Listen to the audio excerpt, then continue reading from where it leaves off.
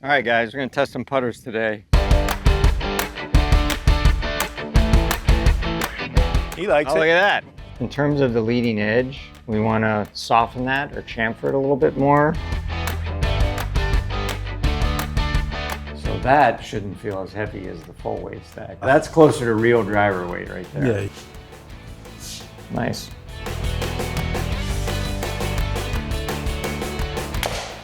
We're going to take click stick and add additional feedback for the golfer. Does it make any sense that we make it click on a bad swing and have no click on a good one? I mean, I think as a concept, it's great. It feels like we're getting closer with this. I'm Chris McGinley, and I design golf clubs and training aids for performance golf.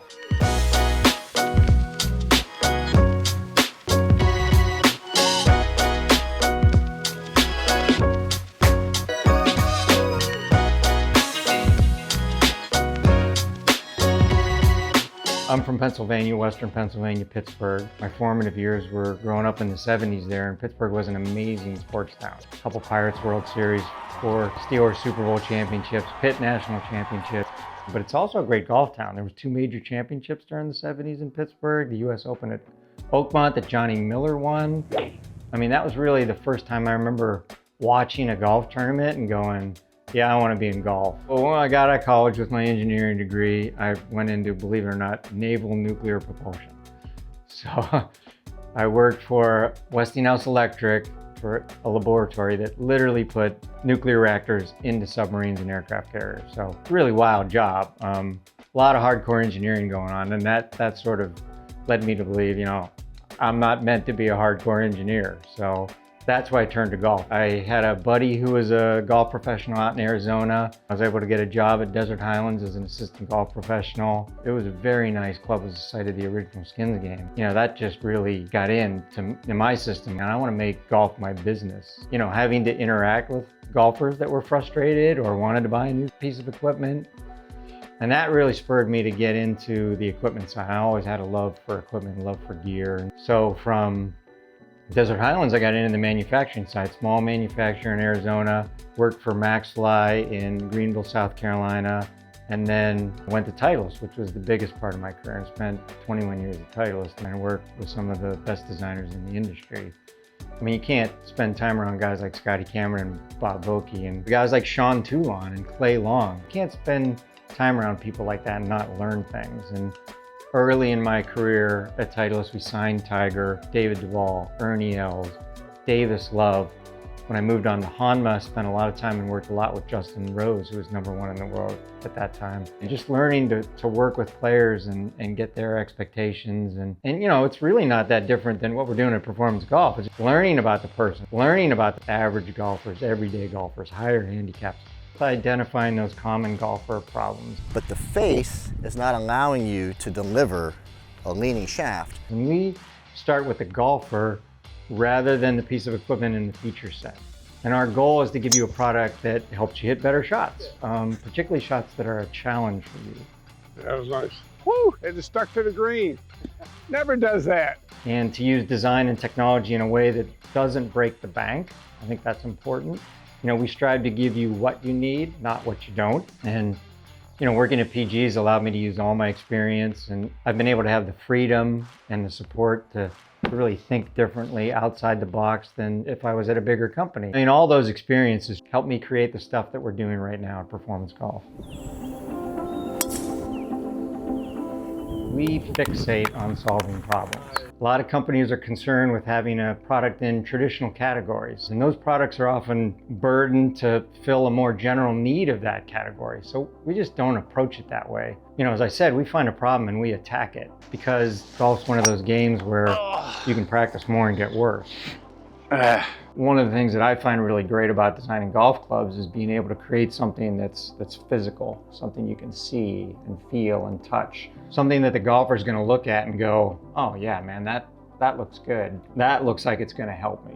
So we figure out, you know, how do I stack features to solve a problem? And we have a lot of products that are really great representation of that. Yeah, SF1 is a great example of what we call feature stacking. Like, let's put as many features in this that are going to help the golfer square the face and eliminate a slice. So it's weighting, it's the mechanical face angle, it's some aerodynamic features in the crown that help speed the toe closed. All those things combine to help you hit a straighter golf shot. Right down the middle. Right down the middle. So this is the one wedge. And the design thinking that went into this was, how do I stop a golfer from chunking their wedge shots? Come on. Fixing a very common problem. How do you do that? You have to have a wider sole. And this is wider, you can clearly see it, you can feel it. And there's a lot of sophistication built in this in terms of the shape and the camber. We put some extra counterweight in the butt of the grip. This thing's magic out of a bunker. Can handle any lie around the green. I mean, this thing's magic, man. We've put it in the hands of so many golfers. They've had so much success with it. Literally after the first shot, it's like a revelation. Wow. Go in. Wow. Go in. Go in. You, Come on! Are you Come kidding? on! Are you kidding me? That's This- why I'm a good coach. All right, at Performance Golf, we do a lot of testing. I'm on my way into a local simulator, so we can do some indoor stuff.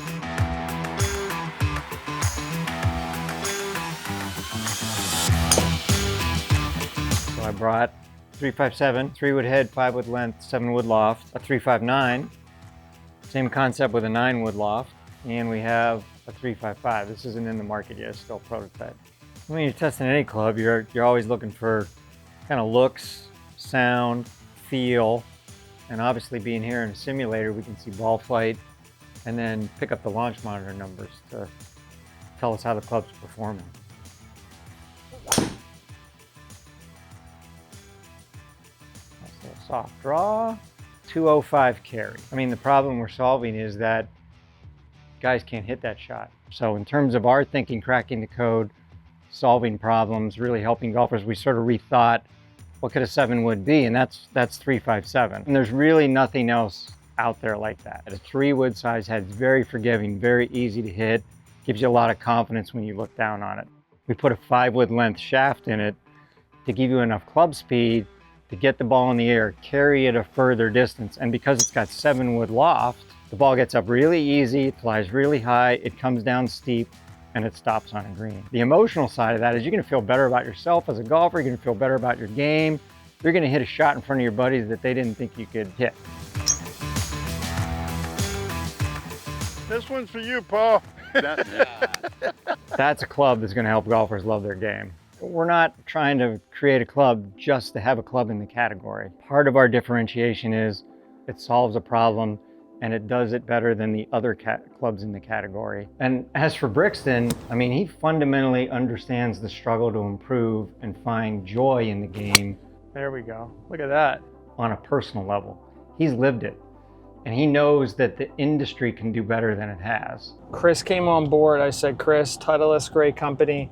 I don't want to make products over the tour pros. And I mean, I think that's driven by sort of the disruption that you wanted, that, you know, hey, we're not Titleist, we're not making products for better players. I said, I want you to make a club my dad can hit out of a divot solid every time, or if my dad's around the green, he sucks at chipping. He's putting from way off greens, using his 5-iron. Make a wedge he can hit out of any lie. And Holy shit. Tell you what, that might be right on the money, folks. that's a dart. Chris has really helped me create some disruptive products that help the average guy just play better. So if you had to guesstimate, like kind of getting another sample, like what do you think that timetable is looking like to make some of these? He's always in my kitchen about thinking innovative, being creative, and thinking outside of the box. And the best way to do that is we don't start with the feature set of the product. We start with golfer problems. Whoa, big slice. And then the feature set comes out of what the golfer problems are. So that's a little bit different. You know, we're not trying to add just sort of generic all-around performance technology. Everything we do is with a purpose, and it's a purpose for solving those problems. We're ready to start the tooling, but not if there's something graphically that would impact the tooling. So a question on that, Ian. Could we do a water decal on this type of plastic? You could, yeah. You're gonna need to clear coat it afterwards. So we're on our way to Reflex Group. Reflex is one of Performance Golf's main engineering partners. Really incredible talented group of people. Reflex is in a great spot. It's in Oceanside, California, which is one of my favorite towns. Lived there for many years, surfed there for many years.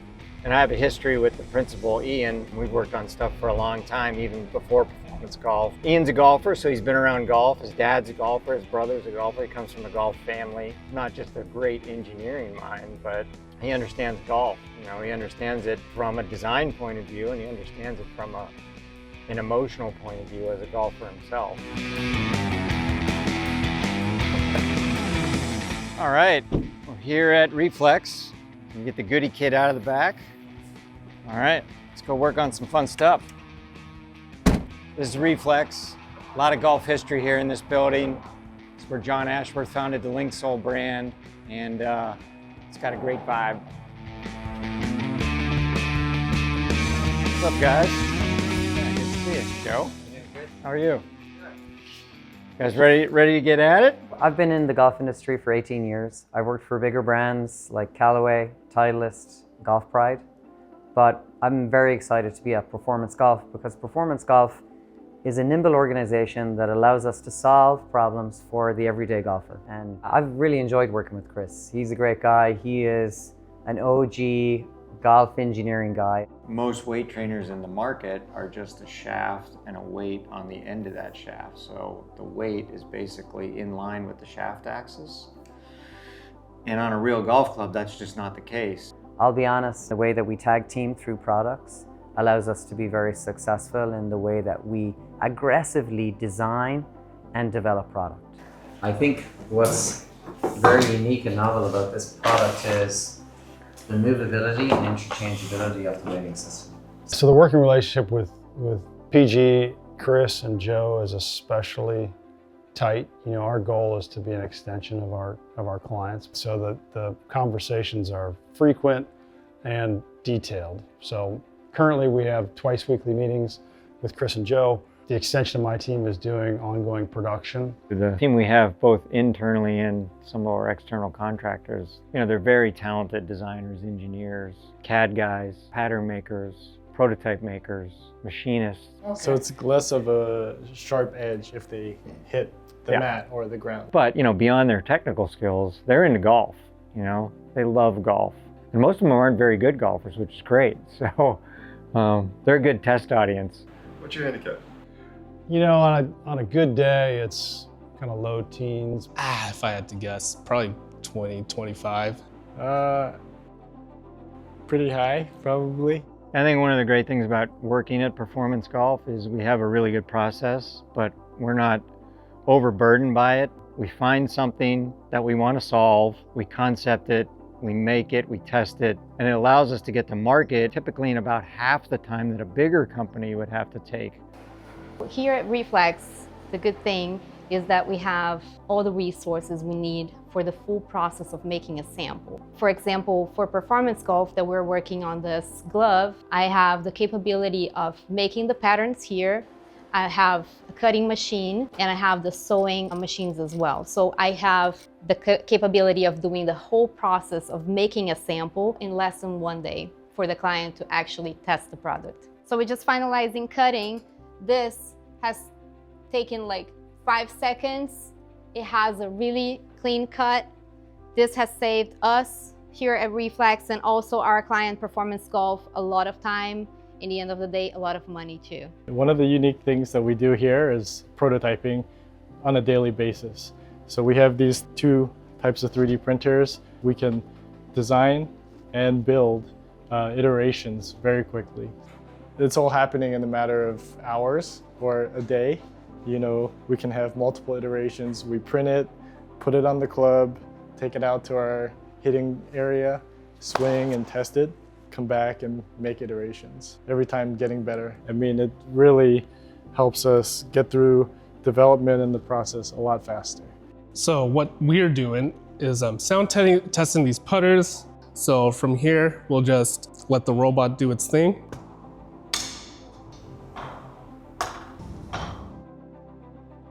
So the reason why we have the computer is we are analyzing all the sounds, the whole spectrum and frequencies of the putter sound. It's audible feedback to the person. If something sounds wrong, they're gonna feel like they're doing something wrong. So this isn't just me designing clubs. The whole process is got to make prototypes, got to take them out, got to test them, got to take that feedback, go test with more golfers.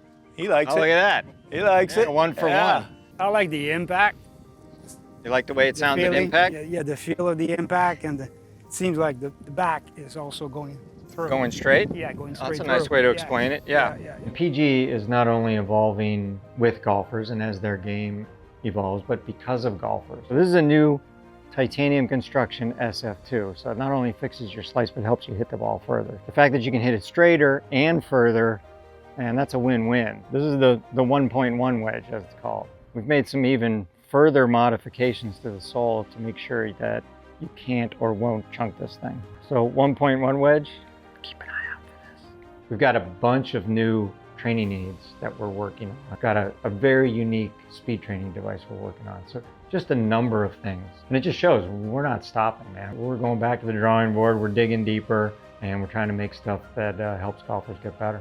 And in the next 5 years, I think performance golf is just going to continue to grow and get better at what we do and help more golfers. That's what gets me excited. That's what keeps me going. That's what makes me want to make even better products. So for me, it's always been about that, you know, using equipment to make someone's golf game better, to make their experience better so that they love their game.